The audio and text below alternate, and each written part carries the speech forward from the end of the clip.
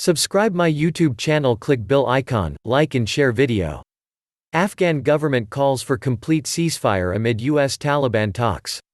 Afghan government spokesperson Sadiq Siddiqui has said that the Afghan people and the government reject the proposed reduction in violence by the Taliban as an ambiguous term with no legal or military parameters, reported Al Jazeera.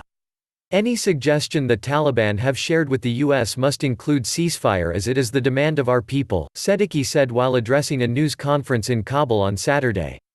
Siddiqui said talks are underway between U.S. Special Envoy Zalmay Khalilzad's team and the Taliban negotiators, but there had been no progress so far, referring specifically to discussions about a ceasefire or reduction in violence, Tolo News reported. The spokesperson said that ending the war and bringing peace to the country are priorities of the government of Afghanistan and the president and the people of Afghanistan have always insisted on a ceasefire. Siddiqui reiterated that the people should see a ceasefire because it is the most important demand of Afghans.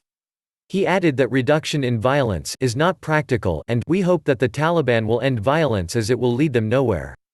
The Taliban should accept a ceasefire if they are really interested in peace, as it is the demand of the people of Afghanistan, he said. Afghan Taliban hopeful of signing withdrawal agreement with US by end of Jan. Report. A day earlier, Taliban spokesperson Suhail Shaheen in a statement said the Afghan Taliban were hoping to sign a withdrawal agreement with Washington by the end of January and were prepared to scale down military operations ahead of signing the deal. The statement by Shaheen to Daily Dawn comes as the group and the U.S. held discussions in Doha this week, after insurgent sources told AFP they had offered to initiate a brief ceasefire. We have agreed to scale down military operations in days leading up to the signing of the peace agreement with the United States, Shaheen told Dawn in a report published Saturday. He added that the Taliban were optimistic a deal with Washington could be signed before the end of the month and that the reduction in fighting across the country would also include the targeting of Afghan forces. It's now a matter of days, said the spokesman. The Taliban and the U.S. had been negotiating the deal for a year and were on the brink of an announcement in September 2019 when President Donald Trump abruptly declared the process dead, citing Taliban violence.